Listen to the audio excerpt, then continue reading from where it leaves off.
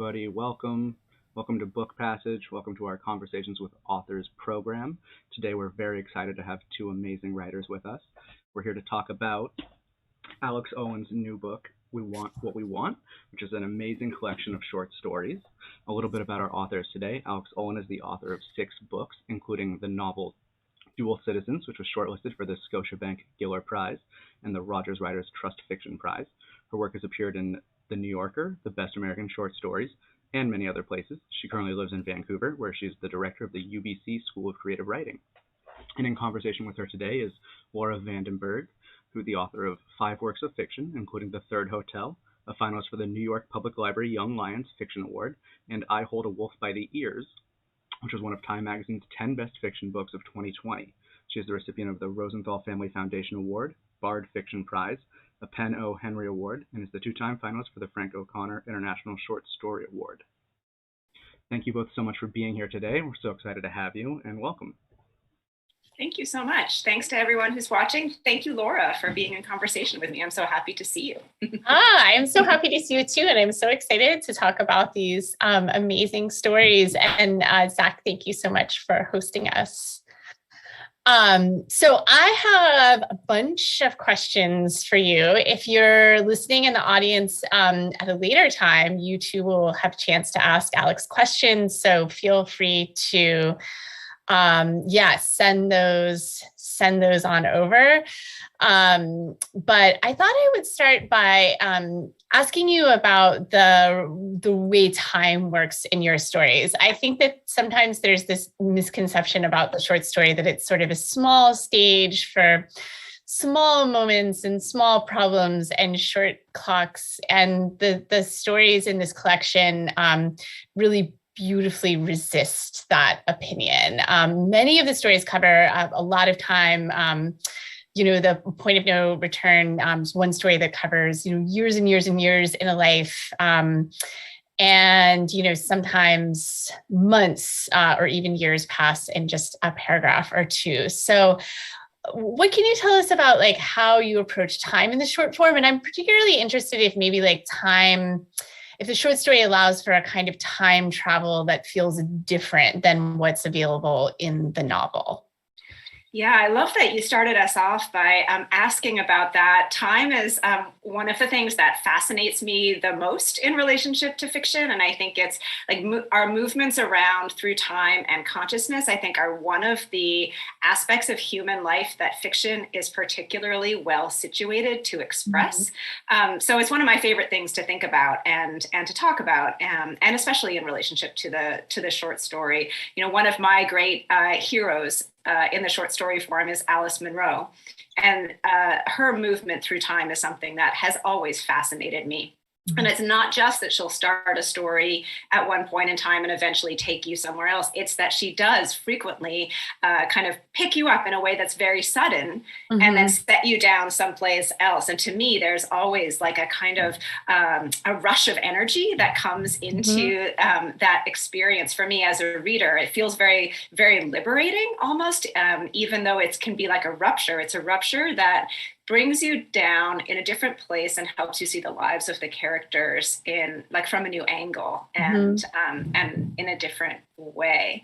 And when I think about that in the short story, I'm really drawn to that. I like the idea of writing that kind of strains against its own container. So the idea that you're reading something that's quite short, but that's going to move around radically in time, to me, does something really, really interesting to your brain.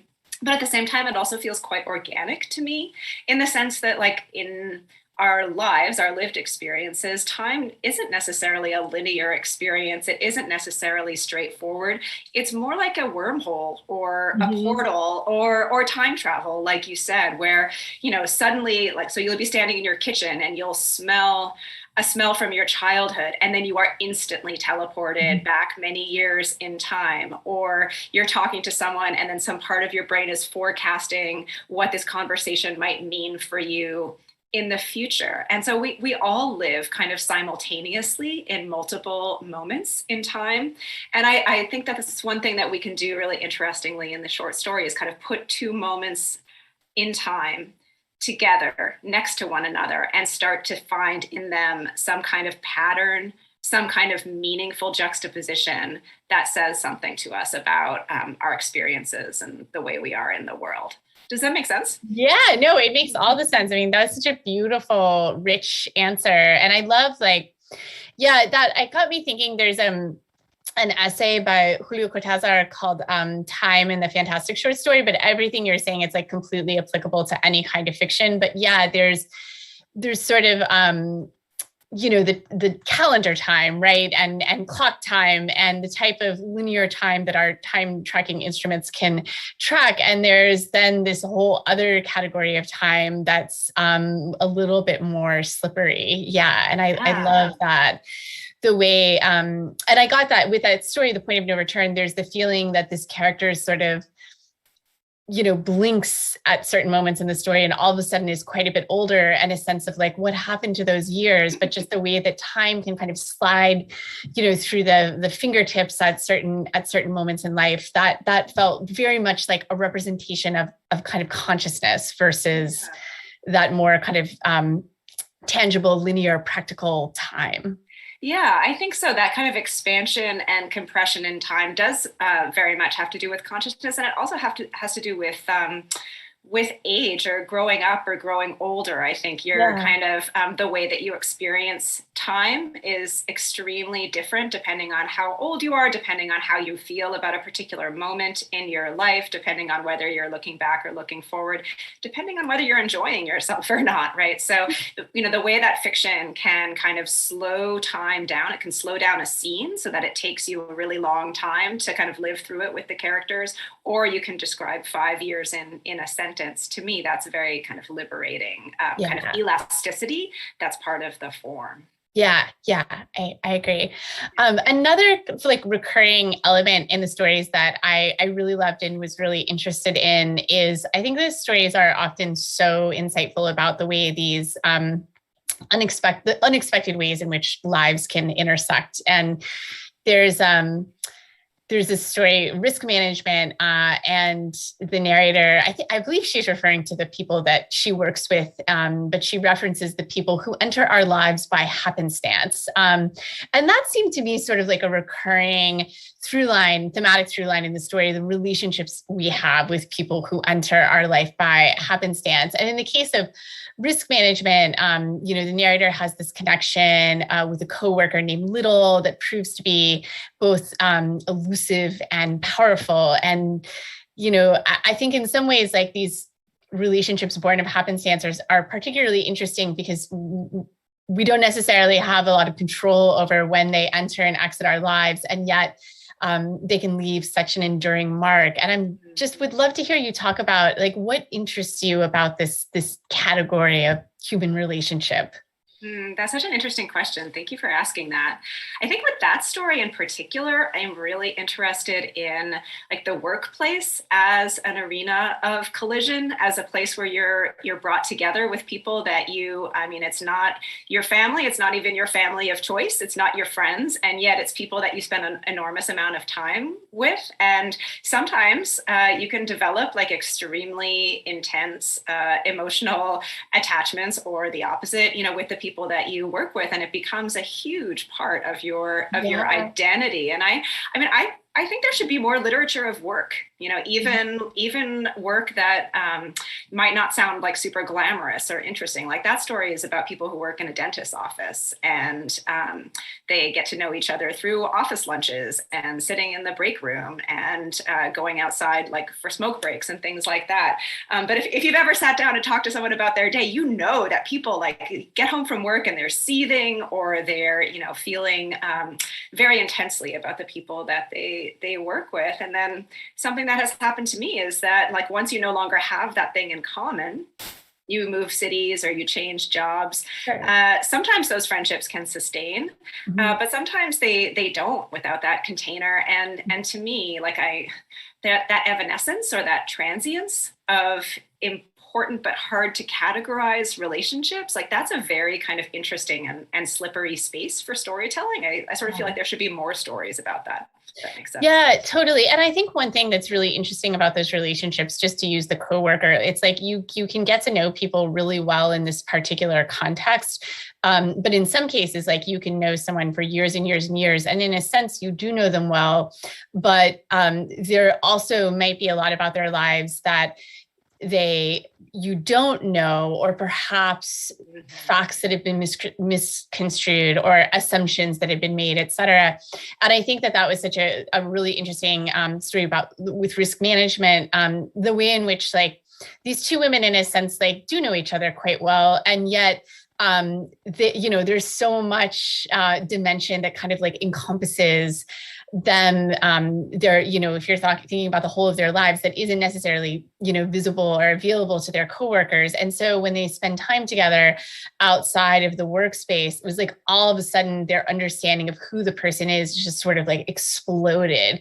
And so there's so much potential there for like a character's kind of assumptions or preconceived notions about who a person is and sort of what they're capable of to be like upended. And I think that's also like a really delicious thing with storytelling, that space where assumptions can be disturbed. Mm-hmm. People are so mysterious, right? And that's something that you do really, really beautifully in a lot of your work too, is like place people in situations that where they are working, or like a tourist situation, or somebody's on a plane, or they're going somewhere, they're in a hotel, and like the people that surround them in their work capacities like seem a little bit off, or they can't quite figure out, they're like ill at ease, right?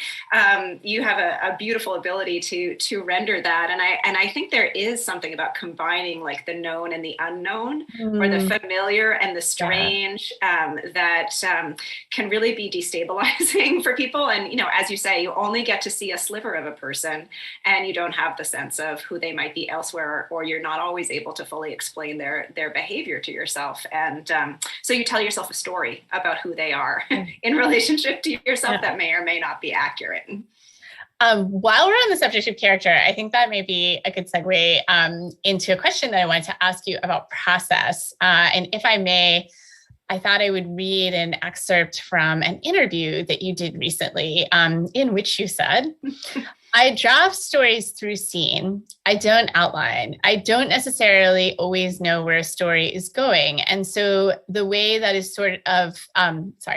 the way I uncover the characters are the situations. I put people in a room together, put people in a car together, and see what happens and what can be revealed through dialogue and gesture. For me as a writer, I find that a more interesting and surprising way of figuring out what might happen. And I was interested in this gravitation towards drafting through scene, and this idea that you discover character by sort of putting people in a room together and just letting them like knock heads, and seeing what comes out of it. And I feel like I draft in a similar way, and I'm like looking for that moment where something happens that upends sort of maybe my own expectations about the characters or the world, something that kind of surprises me. And I'm wondering, like, was there a moment for one of these stories that you can think about where you kind of put people together in a room and then something happened that was very unexpected to you as the writer?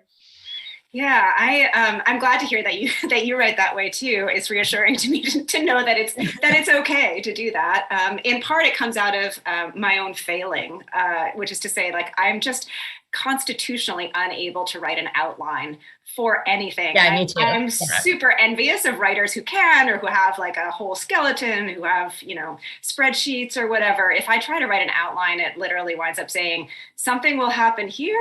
Mm-hmm. And then something else will happen. I just can't think of anything. And it's not how my brain works. My brain is only engaged on that level of scene and character that you're talking about. And it's really important for me, as one of the pleasures of writing is the process of discovery and of not knowing what's going to happen.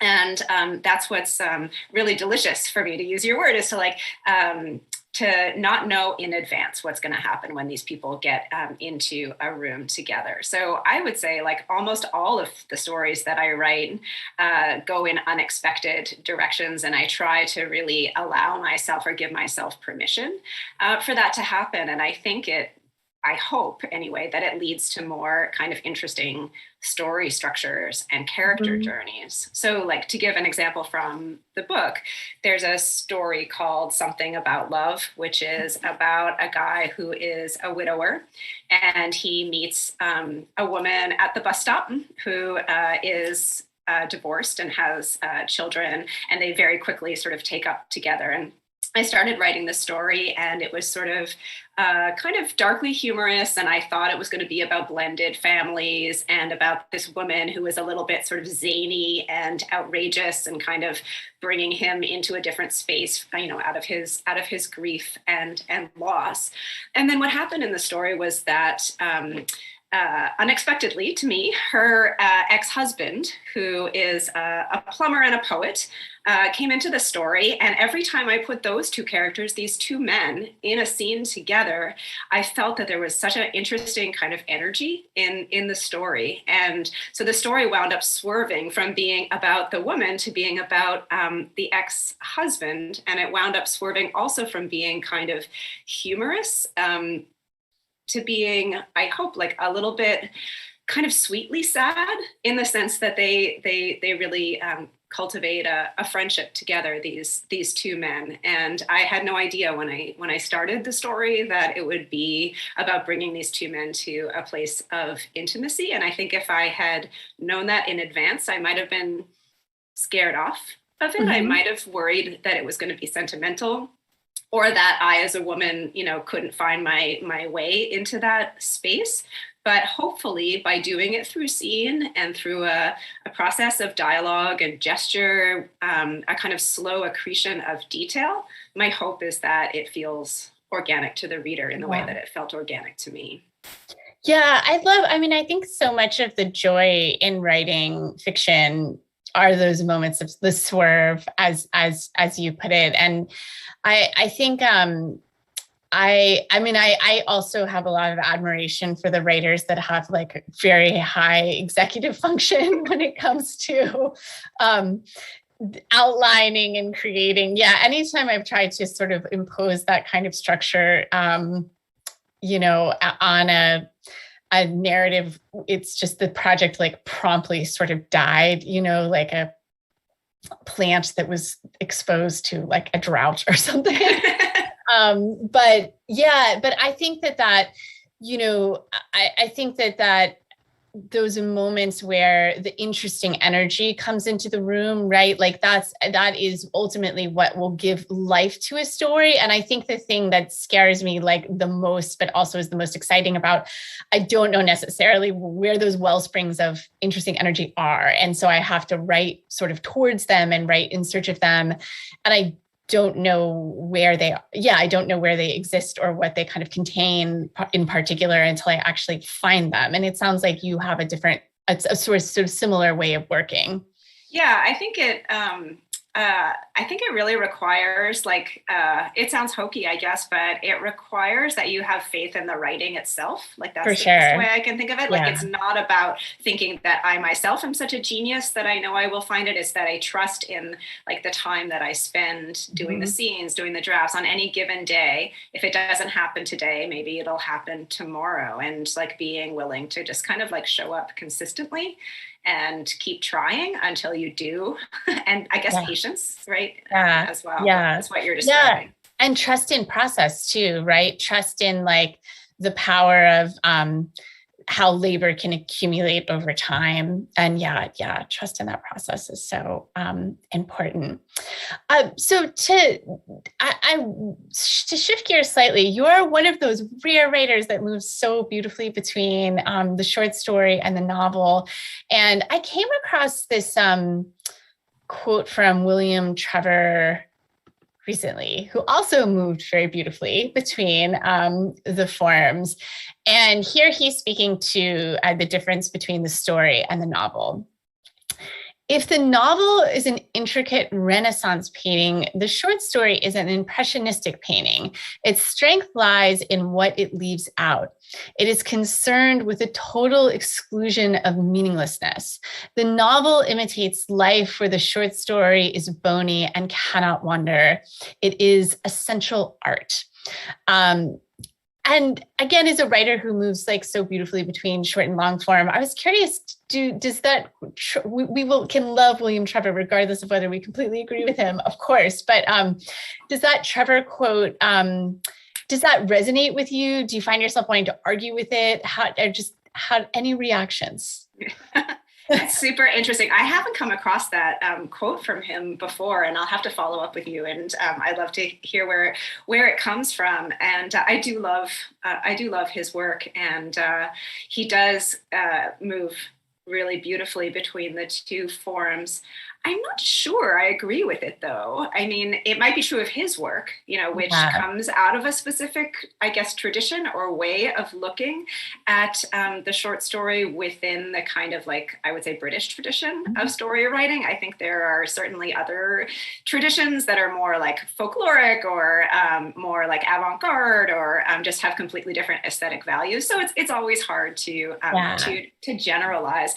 I do love the phrase bony, though. That the short story is bony. Like, I'm really drawn to that as an idea, and it suggests all kinds of interesting things to me, like that it has a strong structure that might be different from the novel, I think is part of what it suggests to me, and also that it might be kind of like spiky or proddy or not padded in a way that's also kind of interesting to me as well. It makes me think of, you've probably seen it, Laura, but that list of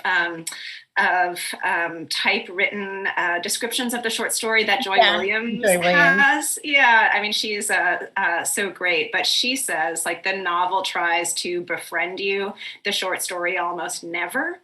Yeah. And that's something I think about a lot in my writing, and I think it's one reason that I'm drawn to the bony short story is that I feel like you can be kind of bolder, or at least for me, I can be bolder and weirder and bonier in the short story, and I can sort of get away with things that might be off-putting or too hard to sustain over the course of an entire novel. A novel does have to really like flesh out a world. It has to entice the reader kind of over and over again, whereas a short story can really like lure you in, do something strange to your head, and then exit.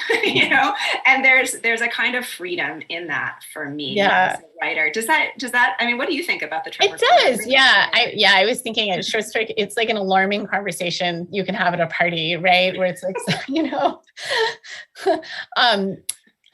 think I both agree and disagree with it. I mean, I think my disagreement comes from what you were saying, Alix, about how like Trevor is clearly, kind of speaking out of a particular tradition at a particular moment in time. And I think of, I think that when I was sort of earlier in my practice as a writer, I kind of understood the short story to be, this perfect, like it had to be this perfect puzzle, and every piece had to lock in exactly just so. And you needed, as the writer, you needed to be able to explain why everything locked in. Everything needs to have kind of a clear utility. Mm-hmm. And I think that is a vision of the short story that I now sort of push against. And I think, I know you mentioned Joy Williams, and it's someone, I think we both are fans of her, big fans of her work. And like, I think some of my favorite stories, I return to them again and again because I actually don't completely understand them. And there are parts that remain powerfully mysterious, very elliptical. I have a maybe sensory feeling of why it's important to the story, but I couldn't necessarily break it down in technical language. Helen Oyemi is another short story. I loved her collection, What Is Not Yours Is Not Yours. And I teach one of her stories, Presence, a lot. And that's a story that has some very odd kind of appendages and corridors. And I think it often really gives students, I think, a sense of freedom, but also kind of like stumps them in some ways. Like, why is this in here? And, and again, I have ideas about why it's in there, but there's not necessarily a sort of obvious or singular, this exists to set up backstory for this thing that happens later. There is again kind of an embrace in the elliptical. So I do think some stories, can meander a little, can wander, can have those kinds of odd appendages. But I still think that there is something about that idea of the exclusion of meaninglessness, which is such a great sort of like burn phrase that I spent quite a bit of time thinking about. And I do think that this story is a more pressurized form in that way. Like there are novels that I love and maybe it's 400 pages long and I'm like, you really could have cut chapters 7 and 9 and it would have made no difference at all. Like there is that kind of, a novel can accommodate a certain degree of sort of excess or just like the writer just went on for a bit too long. And I do think short stories are more demanding in the sense that, I haven't had the experience of, I read Don Quixote with a book club last year with 2 friends. We were trying to figure out how to keep ourselves, entertained in the early days of lockdown. We read like 150 pages a week, and there are parts that are amazing, and then parts that are just like, why is this here? Right. So this feeling of sort of, you're kind of like trekking, and you're coming across this beautiful oasis, and then you're trekking again, and I've had really incredible experiences with novels in that way, but I don't think I've ever had that experience with a short story. It is like a fundamentally more sort of demanding form.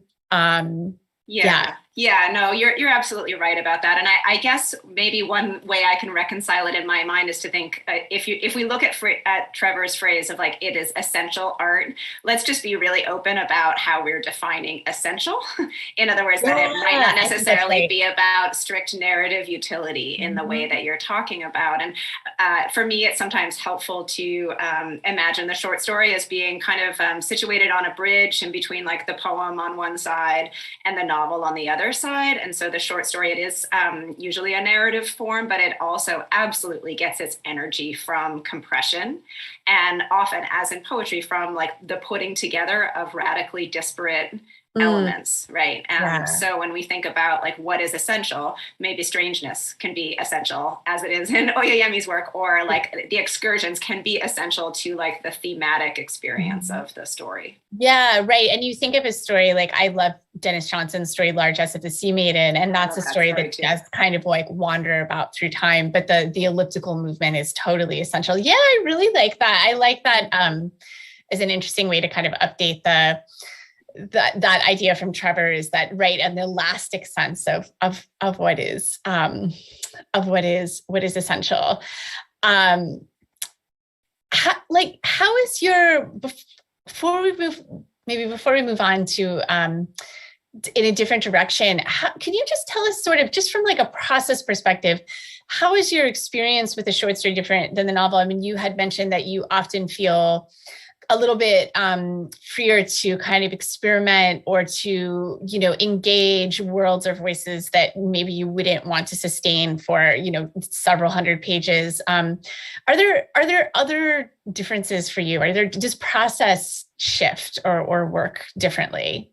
Yeah, I think it's quite a different experience for me, and I'd love to hear what it's like for you. I'm never quite sure if I'm doing it right, but I think that for me, the short story, it's a very playful form for me. There's a lot of pleasure in it, and I think it has to do with like the feeling of like not being as committed or having to commit to a project that you would, the novel has to be like a house that you want to dwell in for several years at a minimum. And so whenever I start one, I'm always like sort of full of anxieties and neuroses. Like, is this the right choice? Is this the right thing? Am I approaching it the right way? Often I have to, go back and start over again while I'm trying to find the voice and the kind of territory that I want to cover. And then once I can get into that, it does have its own pleasures, absolutely. And I love that kind of sustained work of like building the house that you're going to live in for several years.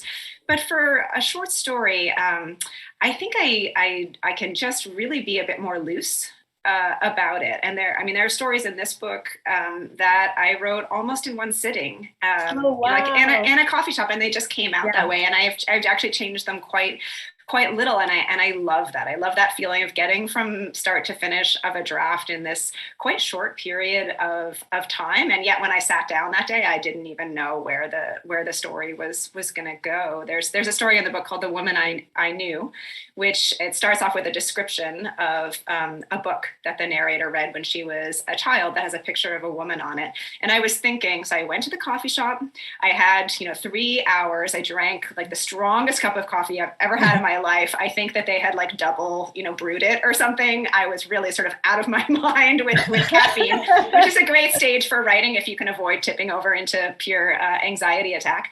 But I had that image of like the old kind of, well, they're old to me, like vintage contemporaries, book covers that they were big in the 80s, and just even like the visual experience of those paperbacks were part of my coming of age as a writer, and how I thought those were all like the cool writers of that era, and it seemed really sophisticated, and it was like a very visual experience. So I was thinking about book covers, and I sat down and I wrote this story that turned out to be about the relationship between the narrator and the book, and then also between the narrator and her best friend. And again, it goes through years of her life. And I suppose I could have written that as a novel, but there was something just super fun and liberating to sketch out the entirety of that story, like literally within the day. It was just, I can't even describe how much fun it was. Yeah, absolutely. I think it's like the pleasure of being able to think a continuous thought. Mm-hmm. And I feel like a novel is like you're thinking a sort of network of thoughts, but they're evolving over time. I feel like one to sort of, continue with the like temporal differences that you're speaking to is that, when you can think that kind of continuous thought, unless something really dramatic has happened while you're drinking the supersonic coffee. You're like the same person when you started versus when you ended. And I think that's actually is a really formidable challenge for me, at least with novels, is that if you work on a book for 3 or 4 years, like you're not the same person that you were when you started it. Your life might have changed in substantive ways, like the world has likely changed in substantive ways. And so thinking about, how the book can honor its sort of genesis, but also like reflect the person, the thinker, the artist that you are, by the time you finish it is, bridging that I think can be difficult with some projects, but the beauty of thinking that kind of continuous thought is that you don't have to do that bridging work. Yeah, that's so interesting. And I think you've described it really beautifully. And I think that, that can and does bring so much richness into a novel, right? That sense that you have to go back and kind of live through it and work through it across, many iterations of yourself, many iterations of the world. There's a line from, I think it's a Lori Moore story, where she says she liked to have everything she wrote have a little bit of morning, afternoon, and night in it or something. Like there are so many shades to it. And it does become this like super recursive process. And you keep, at least for me, you have to then go back, like you finish the novel, it's a different story and you're a different person than you were at the beginning. So then you have to go back and completely change the beginning to make sure that it feels at least within the same general like suite of emotions and colors and themes that you originally set out to engage with. I think it'll be so interesting to read like what happens to people's books that they've written throughout COVID, because especially if it's something that you started pre-pandemic and then you wrote through the pandemic, and then assuming we will ever come to the end of the pandemic, like how to kind of absorb that or represent it narratively, I think is going to be really interesting. Yeah. I agree. So I have a couple more questions, and then we can see what those who are in the audience would like to ask you. I wanted to ask you about the macro shape of the collection. I think the stories have a really beautiful progression in terms of how they move through like the thematic and emotional landscape. And I was curious to just hear about like, what can you tell us about how you actually put the collection together? In my experience as a reader, I think order can really influence how a reader experiences the work, and it's like a little bit like an album. And I love hearing about how writers put together collections. And so, yeah, what was that process like for you? Yeah, I love the comparison to an album. I think that it makes a lot of sense, right? That these are like a collection of songs that are sort of distinct, but they kind of inhabit the same universe. I always wonder if readers have the same experience of like ordering an arrangement as writers do. Because I often will hear from people who are like, oh, I just picked it up and I started reading in the middle. And so sometimes I wonder if we're like, are we overthinking it, right? Or they're encountering a short story like, you know, out in the world, or, you know, they've come across it in a magazine, or it's been linked to, and then that's the story they read first, and then they're coming to the collection. So, I mean, I think there's no wrong ways, you know, to come to the work, and I'm hugely grateful for anybody who, you know, encounters it in any way at all. I think for me, I don't really think about the collection as a collection while I'm writing individual short stories. I know some writers do. Again, these like wonderfully organized people who are like, I'm writing a set of short stories about animals. And I'm always like, that's amazing. How do you know how do that? You know? Yeah, I'm often completely blind to the connections that might bind them together, except that I'm the person writing them. So there's a certain coherence that comes from that. But what I do is I write stories, and then when it comes time to put them together, I'll sort of take a look at them and see how they might be related. Like I think of it as a little bit like a family. Like not everybody looks exactly the same, and some people are related by marriage and some people are distant cousins, but they're basically in some kind of relationship or conversation with one another.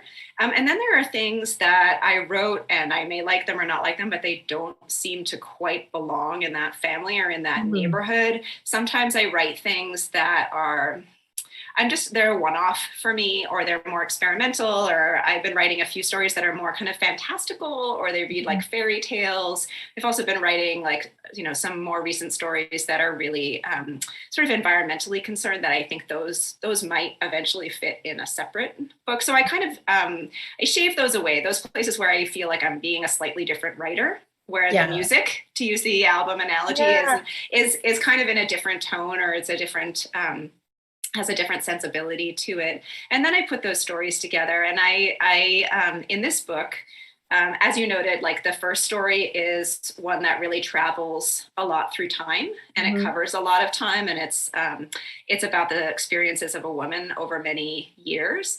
And then there's a story at the end that kind of bookends it, that does the same thing. So then it felt like, okay, the stories are like starting and ending on a kind of similar tone. It felt like a nice way to close it off. And then in between, I'm sort of looking for like peaks and valleys, or modulations, so that the reader isn't encountering too much sameness. So if there are two stories that start like you become like really able to notice all your like bad habits or your habits of repetition. I'm like, I'm always starting stories with like a short declarative sentence of 5 words or less, and then I go on with a long description one. I'm like, oh God, I did it again. So then I want to like keep those stories a little bit further apart, in the hopes that they don't kind of lead people to tire of them, and try and find some I guess variety within the sameness, like a theme and variations kind of thing.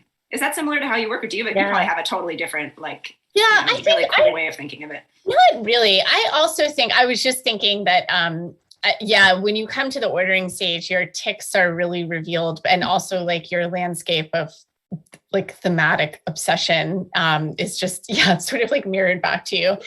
I think my process is actually quite similar. I don't think about, maybe unless like for my last collection, the last story I wrote, I was actually trying to write a story for a book versus just writing a story, you know, in its sort of own space of solitude. But that's unusual for me. I also just write stories and don't necessarily think about like writing towards a collection, unless I'm perhaps in the very later stages. And I had, for my last collection, you know, many stories. I love the analogy of a family, because I do think that's kind of what it was like. You know, it doesn't always have to be a really close relation, like, you know, parent, sibling, grandparent. We need like the quirky neighbor who lives next door. We need the second cousin, who shows up for a long weekend. But yeah, I think they need to feel like they were in conversation with one another, and also like they were giving a different angle kind of on the world. But it was also an angle or perspective that had relevance for the other worlds that we encounter in the book. And I think, readers who read story collections are amazing, and they are my favorite readers, and you are free to read them however you want. However, if you do start with the first story and go straight through, I think it is kind of a different experience, because you're encountering the world as like the writer conceived of it. But I also think, even in a linked collection, it's also, I feel like, really important for every story to stand on its own. Just totally. Yeah. And I think every story in this collection meets that measure so wonderfully. But I think that in some ways, to open it up and to be like, what story is in the middle? And to find this kind of wonderful gem is sort of a great way to encounter a collection too. For sure. Yeah. So I'm going to ask you one more question, because I see we have, some questions that are appearing in the chat, and just keep it coming, and we will get to those in just a second. I was just wondering if there was a story in this collection that was particularly difficult for you to write. You've talked about some of the stories that came in this beautiful caffeinated flow that didn't require a lot of revision, but was there a story that was sort of perhaps like the counterpoint to that experience, a story that needed more revision, or just was more challenging to kind of get your arms around for whatever reason? And if so, how did you get to the other side? That's such an interesting question. Yeah, I think for me, if there are stories that are really too hard, sometimes I just kind of they never advance. They die on the vine, as you were saying. And I sometimes just put them into like a remnants basket. I think of it like people have for quilts, where you're just like, well, this will be a scrap of something that I'll maybe repurpose for something else one day. But if I do get pretty far into a story and then I'm stuck, one thing that I will often try to do is try to figure out what I'm not giving myself permission to do. Is there a way in which I could break a rule, or I could find a kind of new solution that's not apparent to me? And sometimes that involves putting it away for a while and coming back to it later. But for example, I have a story in the book called Service Intelligence, which is about a relationship between two women.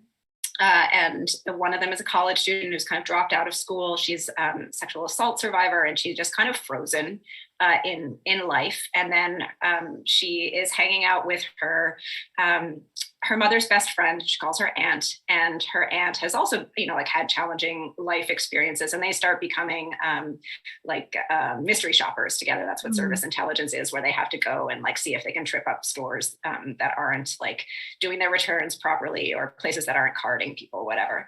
And so I wrote the first half of this story, and I was really interested in the relationship between these two unlikely characters who, they seemed to have something. There was something there, and I couldn't quite get at it. And I kept thinking, I need to find a scene that will show that these two women who look kind of frozen are actually full of rage.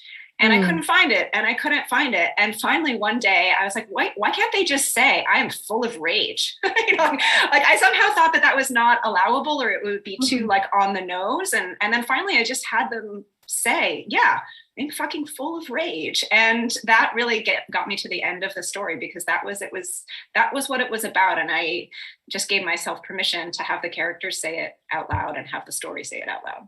Yeah, that was such a beautiful answer. Thank you.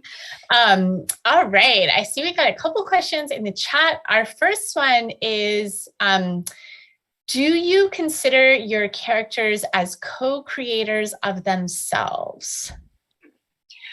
I love that phrase, co-creators of themselves. I love Yeah. that it gives the writing and the characters so much like agency. And I do think, like, Laura and I were both talking about like just showing up to the work and having kind of faith in process and not wanting to overdetermine it in advance and to know exactly what's going to happen. And part of that is not necessarily knowing who the people are going to turn out to be. So yeah, I have a pretty open, flexible idea of who the people are going to turn out to be, and I love to be surprised by angles on them that I myself didn't see coming, if that makes sense. Yeah, and I think it's also like, it's so interesting because it's like all coming from us, right? It's not like it's coming from any other place, but there's the part of the brain that we use to like make the grocery list and to remind ourselves to buy more dog food. And then there are all of the like subterranean parts that are working in all kinds of weird ways. There's the part of the brain that like generates dreams. And I think when we, allow ourselves to be open in the way that Alix is speaking to, we invite those other parts of the brain to sort of like step to the fore. And I think that's when, that, to use the phrase that you used sort of at the start of the conversation, when that like interesting energy is often invited in, when it's a different part of the brain that's being activated. And then we have, another question wanting to know, were there any stories that didn't make the cut? Yeah, I think I talked about that a little bit when you were asking me about stories that were hard to make. I definitely kept some stories out. Either they were weaker or sometimes they're flash fictions, which this, felt like a different kind of story or more surrealist or something that I think might be part of a separate project. And sometimes it's hard to make those decisions or to know what belongs or what doesn't, or to be okay with thinking about the writing as like, if the story doesn't have a life within this book, what kind of life is it going to have? It's like, where will my child live or go to school? But I, try to have some kind of faith or belief that the story will live on like someplace else if it doesn't go into this particular book. And I, some stories just don't ever go anywhere. I write a lot of stories and sometimes I don't even publish them at all. And I always tell students, like, there's no wasted work. There's no wasted writing. Like, all the writing you do is in service of the writing that does go out into the world. And I find that I'm more and more okay with that. And it's kind of nice actually sometimes to have things that are just sort of private, and I just wrote them for myself, and they're very strange, and maybe someday they'll be read by other people, and maybe they won't, and that's okay too. And I, just as a reminder, I think we have a few minutes left if anyone wants to send any more questions through. Andrea and Matt, thank you for your comments on the discussion about order and sequencing. I'd be so curious to know, Matt, if you do go through and read collections in order again, if the experience is different than it was the first go around. Alix, let me just say briefly before you go on, Laura, that there is a great comment here from Matt the Electrician about thinking of short story collections as albums. And I hope it's okay to say this, but Matt the Electrician is himself a wonderful musician who has many great albums. And if I could just give him a shout out, you should all check out Matt the Electrician and listen to his music because it's awesome. All right, done. I had one more question for you. Again, to go back to one of your interviews, you talked about how, I don't have the quote right in front of me, so I'm going to paraphrase you a little bit so you can set me straight if I get it really wrong. But you had said something to the effect that for you, part of what compels you to write is to kind of call back to writers whose work has meant something to you or been impactful in some way. And for this collection, like, did you have particular writers or artists in mind that you were calling back to? Yeah, absolutely. I'm super inspired by visual art, and it's one of the places that I've missed the most during the pandemic, is like going to museums and galleries and just kind of sitting there and writing. But I also right back to a lot of things that I'm reading. And I'll just mention one in particular because it's super important to this book. And I feel like more people should read her. British writer named Elizabeth Taylor, who everyone should know is not the actress. And she has the misfortune of sharing her name with Elizabeth Taylor. And even her biography is called like The Other Elizabeth Taylor, which I feel like is really, really unfortunate for her. But all of her books are available in those New York Review of Books editions. And a few years ago, I went on a tear, as I sometimes do, and I read all of her work. She's got a lot of really fascinating books, including this sort of crazy novel called Angel that was also made into a great movie. But her short stories in particular are really great. They're talk about like bony and essential. Like she is unafraid to put people in the room together and have them not get along. They're very acerbic. They're very witty, and she really goes kind of fearlessly into a lot of situations, and I love her work. So there's one story in this book in particular. It's called The Universal Particular, and it's about a family that takes in the husband's like kind of remote cousin, and the things that ensue and the kind of power dynamics that shake up their household. And that story is specifically an homage to a novella by Elizabeth Taylor called Hester Lily, which is about a cousin who comes to town and then is treated quite horribly by the people who should be taking care of her. It's really about failures of caretaking, and that's something I'm interested in writing about too. So Elizabeth Taylor, I'll just strongly recommend that more people should read her work. And I think maybe, are we close to being at the end of time? I think we are running up to the end of it. So thank you both so much. This has been absolutely incredible. So much good feedback in the YouTube channels. I think everybody really loved the idea of sequencing short stories as an album and looking at it in terms of, you know, the order of where you put the stories and then, you know, revisiting them that way. I know that's something I think about all the time when listening to music, and I'd never applied that to, you know, short story collections, but I think everybody who's watching this really, you know, sort of that clicked with them. So this has been so much fun. This has been so great. Everybody watching, please visit us, bookpassage.com, or come into our Ferry Building in San Francisco, our Corte Madera store, and buy a copy of We Want What We Want. It's incredible. You'll love it. It's full of just amazing short stories, and I really hope everyone will check it out. Thank you again, to both of you for being here and for doing this with us. And thank you everyone for watching. We hope to see you again soon in store or online. Thank you. Yeah. Thanks you, everyone. Much. Thanks, Book Passage. Thanks, Zach.